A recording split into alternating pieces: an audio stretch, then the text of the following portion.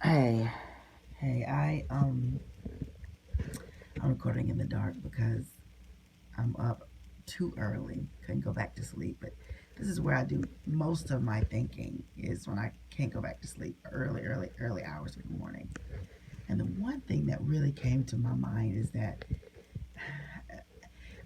I've met all kinds of people with all kinds of types of lifestyles, and the one thing I can honestly say that I've met black men and black women that have married outside of their race, okay, and culture.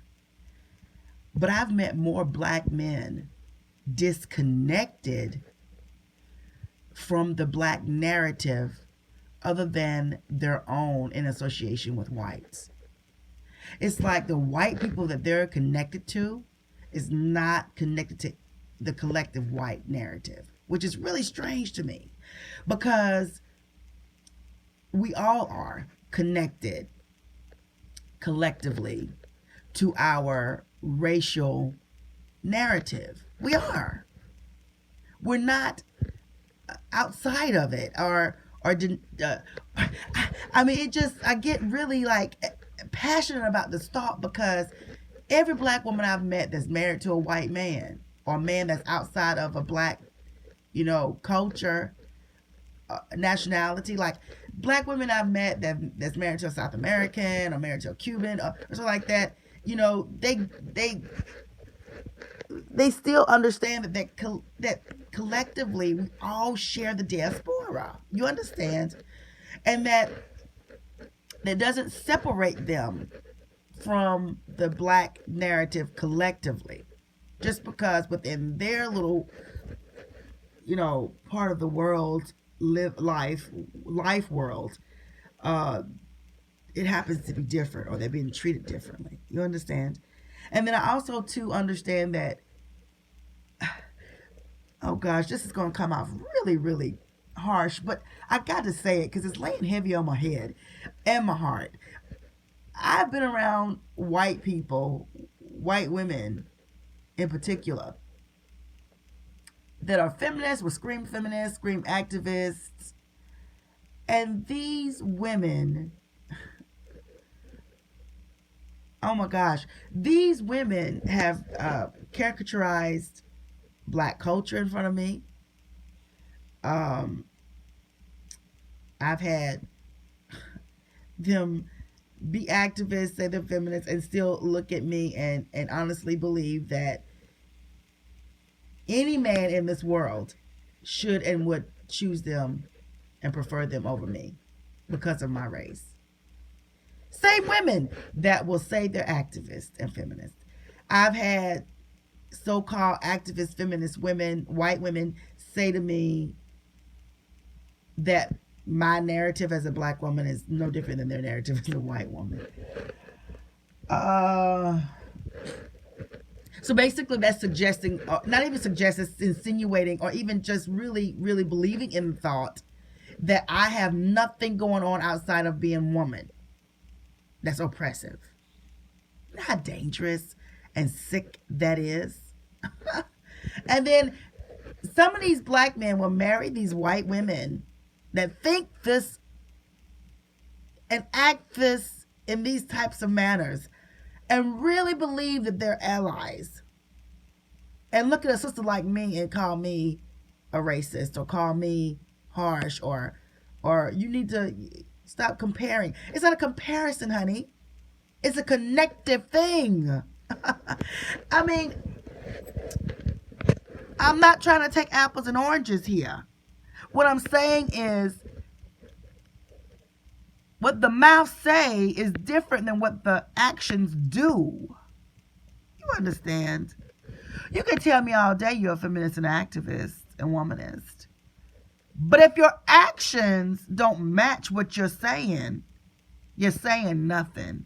You're doing nothing. Well, matter of fact, what you're doing is worse than what you're saying. Okay? Because if you're saying to me you're feminist, but you're doing really demeaning, berating, and stereotypical and racist things, you're dangerous. And you can never say you're ally. That's why many pro-black people, activists, say that whites can't be, allies, because they walk that tightrope, sky high tightrope of wanting to believe in their feminism and wanting to believe in the activism, and then turn around and caricaturize our culture, or minimalize to, dissipating how black women live a duality through this world. We do. I mean,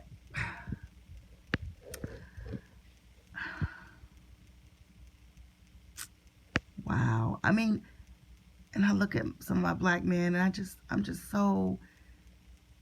look at them, and figuratively, my jaw drops. I mean, my jaw has dropped. I don't even know if I've been able to pick it back up for a long time. I think my jaw has been dropped figuratively since age 16. And for 30 years, it has been dropped. I mean, they never, ever cease to amaze me at how disconnected they are, how they continue to be, how they isolate their situations, and especially the black men that their friends are 10 white friends, their ratio is 10 white friends to 1 black. Those type of black men blow my existence away. They do. Like, my existence is blown away to them. I don't even exist, because that's how they date too. You understand? And marry. And I focus in this whole thought on black men because I deal with them differently than black women. And then with black women, it's a sisterhood. And like I said, I very seldom have met black women that don't get that it's a connective thing going on here, that our narratives connect, right?